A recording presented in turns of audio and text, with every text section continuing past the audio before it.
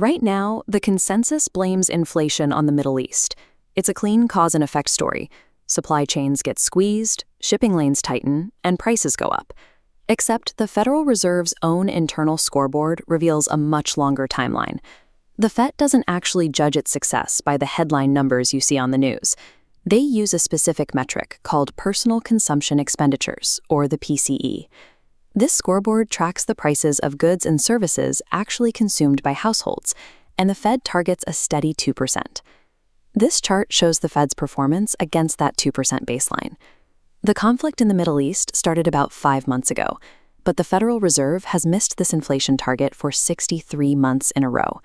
That is more than 5 straight years of running hot, with the current rate sitting at double the target and climbing. We are using a 5-month-old event to explain a 5-year-old problem.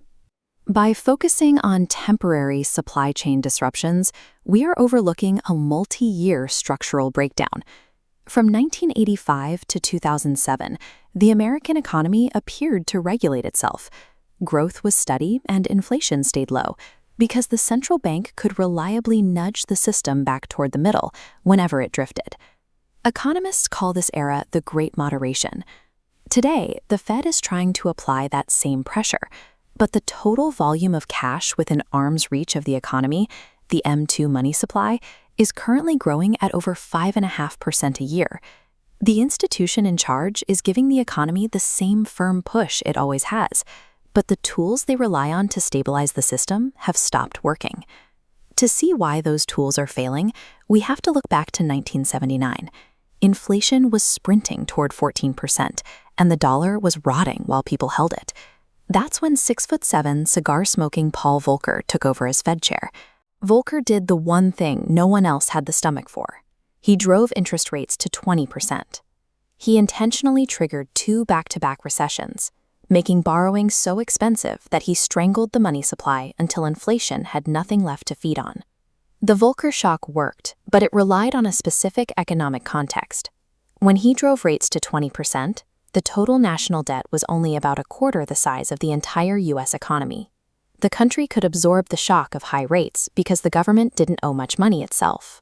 The historical cure for inflation required a debt load small enough to survive the treatment. Today, that cushion is gone. The national debt is closing in on $40 trillion.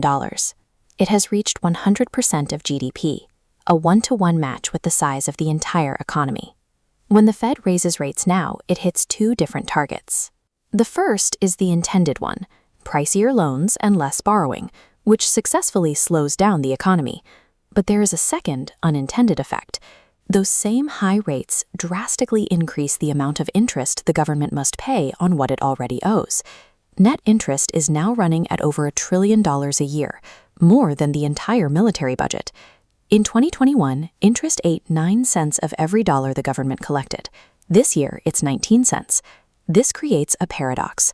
By pulling the lever to slow the economy down, the Fed is mathematically forcing the government to generate massive new cash payments to cover its debt. That $1 trillion interest check doesn't disappear. It lands in the hands of the pension funds, banks, and investors who lent the government money, arriving as fresh liquidity that gets spent or lent back out. In 1981, economists Thomas Sargent and Neil Wallace warned that if the government never runs a surplus, the central bank can't actually make the debt smaller. Squeezing the cash supply only forces the bond side to grow. Tightening monetary policy in a heavily indebted system doesn't destroy inflation, it just postpones it. The pressure that brings inflation down today is the same thing that forces the printing of more money later. Jerome Powell recently spent 3.5 years attempting to drain trillions of dollars out of the financial system, a process called quantitative tightening. He let the bonds the Fed held expire without replacing them, slowly pulling money out of the economy. But the American financial system requires a baseline of cash just to function day to day. If the Fed drains the pool past that line, the banking system begins to fracture. This risk forced the Fed to reverse course. Last December, they stopped the drainage and quietly began buying $40 billion in bonds every month, turning the engines back on to keep the system alive. The central bank is now caught in a structural corner. They must choose between breaking the financial system or allowing inflation to permanently run hot.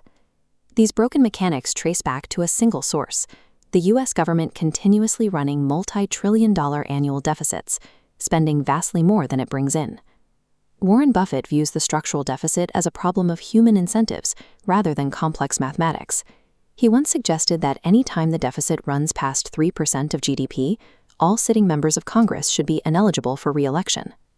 The political reality is that candidates win by promising more spending, not less.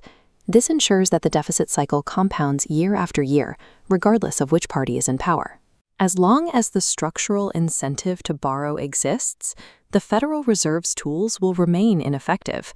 We are on an unsustainable path, where inflation isn't just a glitch, it's an inescapable feature of the system.